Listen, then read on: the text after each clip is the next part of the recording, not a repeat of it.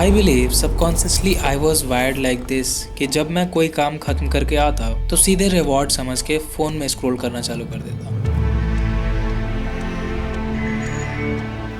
And gradually this subconscious system of instant gratification put me into a mental fatigue.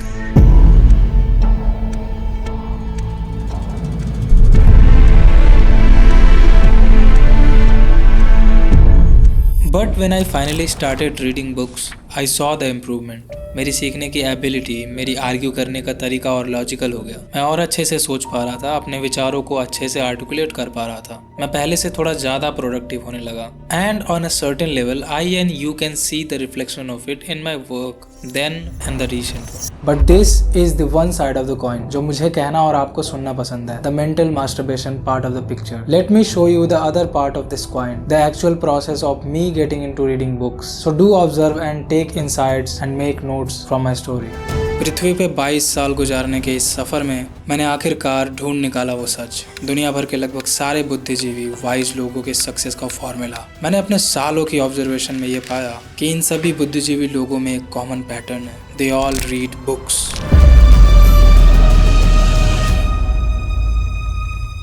पर मुझे तो अपने life experiences से ही सीखने मिलता है।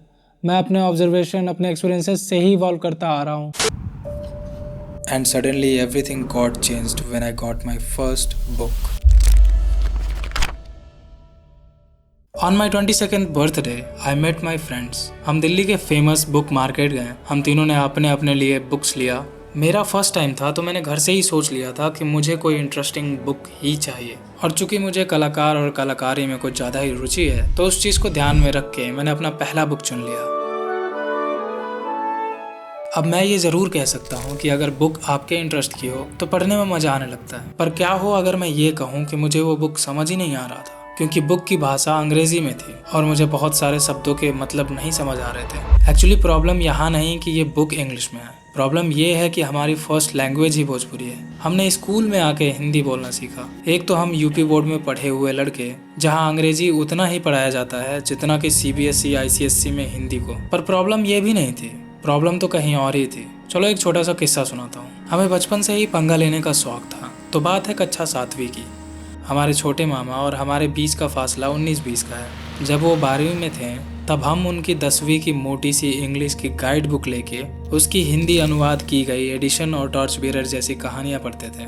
बड़ा ही इंटरेस्टिंग बुक था। मैं उस छोटी उम्र में ही उस बुक का एक मेजॉरिटी पार्ट चाट चुका था और उसी कॉन्फिडेंस में मैं कक्षा 7वीं का बच्चा कक्षा 10वीं के इंग्लिश ट्यूशन में बैठ के पटर पटर मास्टर जी का जवाब देते हुए देखे जाते थे। 10वीं के छात्रों का ईगो हर्ट होता था कि साला ये पिद्दी हमारा मजाक उड़वा रहा है।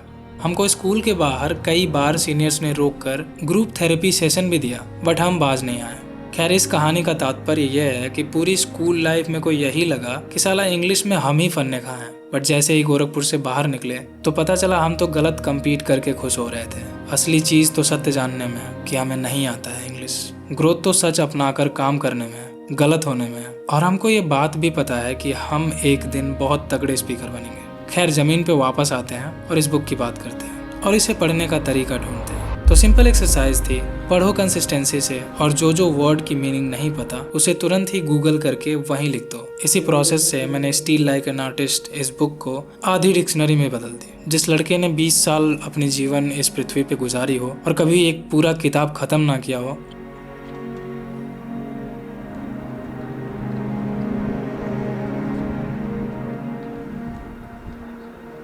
Hello sir, how are you doing sir?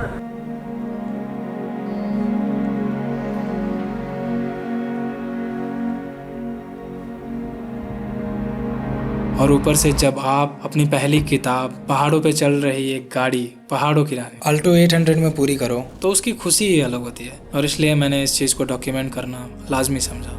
मैंने ये किताब सुपर मंथ में शुरू करी थी और सुपर मंथ खत्म होते मुझे 4 धाम यात्रा करने का मौका मिला था और मैंने उस सफ़र पे इस बुक को भी अपने साथ रखा, क्योंकि इस बार मैं वो कंसिस्टेंसी तोड़ना नहीं चाहता था डेली 2 पेज 3 पेज पढ़ने की। और फाइनली जब मैंने उसे ख़त्म किया तो मुझे बहुत मज़ा आया। मुझे इस बुक को ख़त्म करने में कुछ ज़्यादा ही टाइम लग गया, क्योंकि मेरी इंग्लिश वोकैब्स अच्छे नहीं हैं और ये लैंग्वेज इंग्लिश जो कि फ्रीलांसिंग और कॉर्पोरेट लाइफ, प्रोफेशनल लाइफ में बहुत ज़्यादा ज़रूरी है, मैंने लोगों से बातें करना शुरू किया, ब्लंडर्स किए ग्रामर्स के साथ, और किताबें पढ़ी इंग्लिश में, इंग्लिश क्रिएटर्स को देखने लग गया, यूट्यूब वीडियोस की लैंग्वेज इंग्लिश कर दी। मुझे धीरे धीरे अपनी कमजोरियाँ पता लगी। Still I am learning and applying on daily basis. A long journey ahead and a lot of work has to be done to reach the threshold point and I am on my way.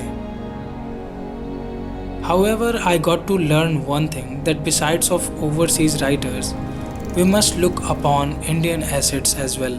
We Indians are privileged with literature. Where we talk about the Rig Veda, it proves indisputably that it is one of the oldest texts available in the history of mankind. And I mean, yaar, those people who passed away so far summarized their whole life experiences in the form of books.